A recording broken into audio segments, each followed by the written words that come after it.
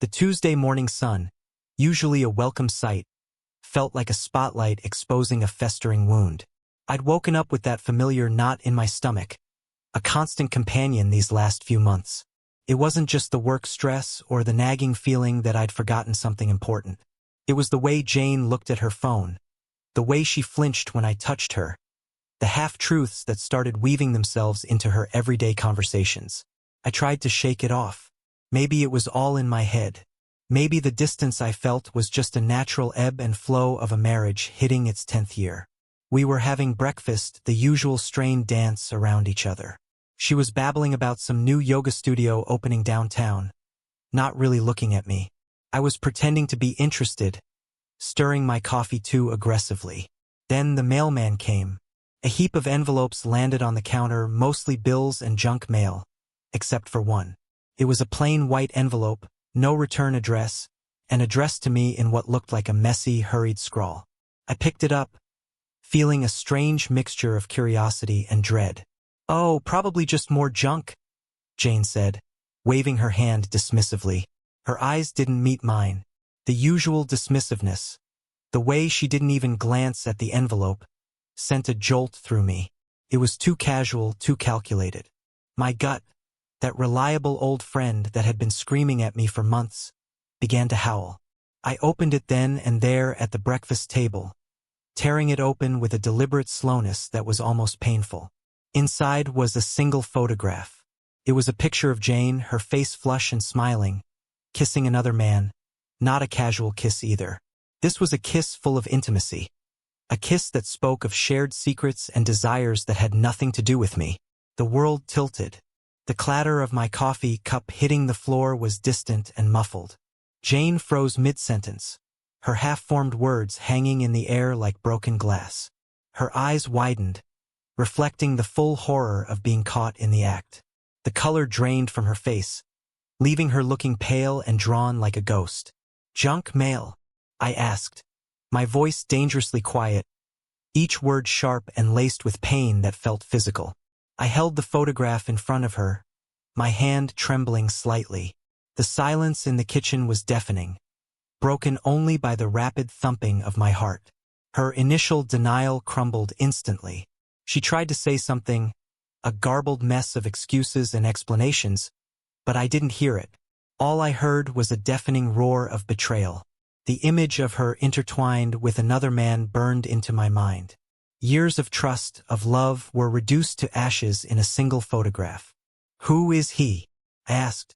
The anger was bubbling just beneath the surface, threatening to erupt. It was a physical struggle to control it, to keep my voice steady. She hesitated, her eyes darting around the room as if looking for an escape. Then finally, she whispered a name. Daniel. The name meant nothing to me. Some guy who'd obviously managed to worm his way into my wife's life. A guy who hadn't considered the devastation he was causing. The fact that he'd been so brazen as to have someone take a picture like that only fueled the anger growing inside of me. "Get out." It wasn't a shout. It was low, guttural, and filled with a quiet rage that even surprised me. She flinched, her eyes filling with tears. "Please," she pleaded. "Let me explain." I looked at her, at this woman I'd shared my life with, and felt nothing but a cold, hard emptiness. "You've explained enough," I said, my voice devoid of emotion. "Get out before I say something I regret." She gathered a few things, her movements jerky and uncoordinated. I watched her, impassive, as she slammed the door behind her. The silence that followed fell heavier and more oppressive than any argument could have. Over the next few days, I became a man possessed. The anger once controlled burned, transformed into an inferno. I needed to know everything, to tear apart the details of this betrayal like a dog with a bone. I used my connections, the ones I rarely use outside of business. And within days, I had a name, an address, and a picture. Daniel wasn't some anonymous face in a photograph. He was a local real estate agent, smug, young, and successful. A walking stereotype of the kind of man Jane had always sneered at. I went to his office. He sat at his desk, his phone in his hand, a bored look on his face that transformed into something akin to fear the moment he saw me walk through the door. "Daniel," I said, my voice low and dangerous. I walked right up to his desk, not letting him say a word. He looked around for help, for some way out, but the rest of the office was empty. He finally managed a weak, nervous smile. "Can I help you?" I didn't answer. Instead, I grabbed his shirt, pulling him across the desk so that we were face to face. My fist connected with his jaw with a force that sent him reeling backward, his chair crashing to the ground. The fight wasn't pretty. It was raw and fueled by an anger that bordered on madness. I landed blow after blow, each punch a release of the pain and betrayal that had been festering inside me. He tried to fight back, but he was no match for my rage. The office became a scene of chaos. Paper scattered, furniture overturned. As I worked him over, finally, I stepped back, panting, watching him lay on the floor flat, battered, and broken. His nose bleeding, his eyes filled with terror. "Stay away from her," I said, my voice trembling with fury. "If I ever see you near her again, I'll finish the job." He whimpered, nodding, his hand reaching up to touch his swollen face. Okay, he mumbled. "Just leave me alone." Leaving him was one thing, but I wasn't done. I thought about this. I knew where Daniel lived.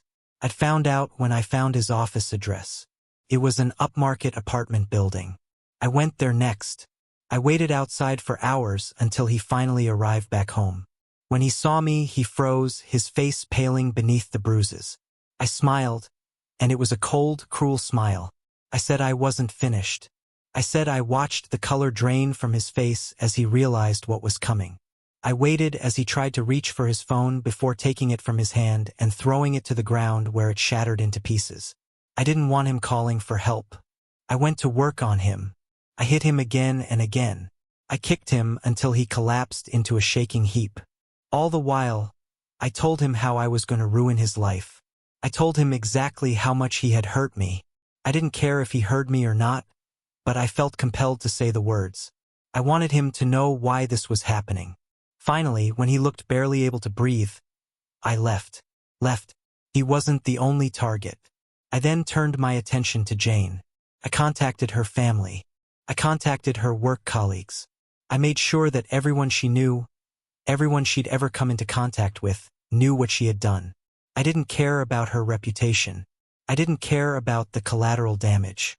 All I cared about was destroying the life that she had so carelessly built on a foundation of lies. It was a week later when Jane turned up at my door, begging for forgiveness. Her eyes were red.